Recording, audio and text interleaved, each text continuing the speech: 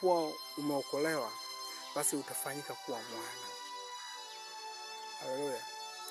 Lakini kitu ambacho kinachoonekana ni kigumu katika mwanadamu ni vile mwanadamu kumwambia, leo tunaomba uache dhambi, alafu njoo kwa Yesu. Leo tunakuomba acha hiki, alafu njoo mahali fulani. Hapana.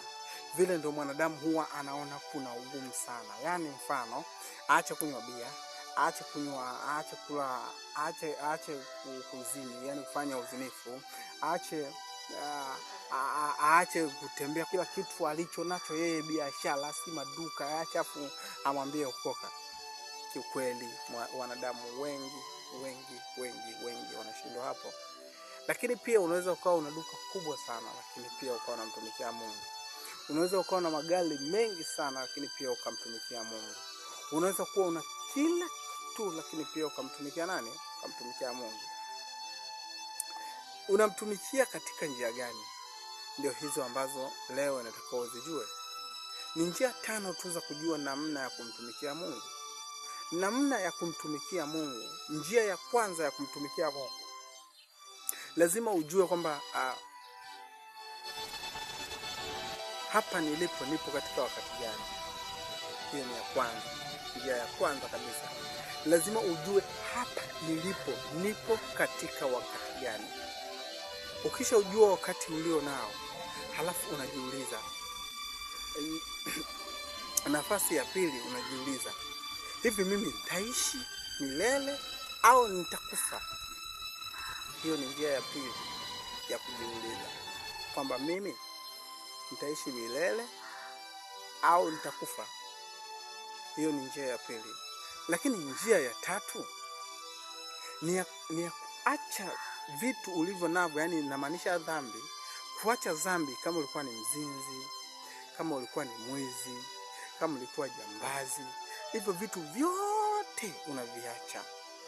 Kisha unaambatana na jambo moja tu, la kumcha Mungu kwa roho na kweli.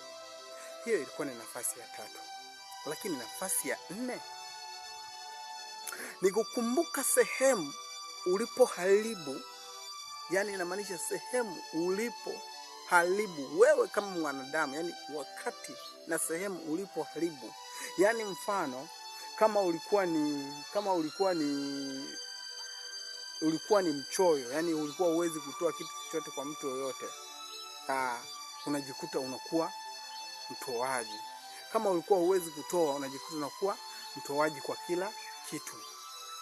Hapo, hiyo ni njia ya 4. Utakapokuwa mtoaji, mfano unatoa sadaka mbele za Mungu, kila mavuno yanapokuwa yametokea, unakuwa mtu wa kwanza kupeleka mavuno, unakuwa mtu wa kwanza kutoa sadaka, unakuwa ni mtu wa kwanza kutoa malimbuko yako, yani inamaanisha fungu la 10. Hapo, hiyo ni njia ya kumtafuta Mungu. Sehemu ya 5 na sehemu ya mwisho, ni miongoni mwa wale watu ambao unakuwa umeamini kila kipindi kinachotokea eneo la ibada, basi usiruhusiwe kuikosa. Na uwe ni mtu ambaye upo chini ya maombi kila muda na kila saa, basi wewe ukae unamwomba Mungu, yani Mungu akae ndani mwako. Haleluya. Hizo zilikuwa ni nafasi 5 za kumtumikia Mungu. Kitu kingine ambacho naweza nikaongea kama mtumishi wa Mungu, unapotaka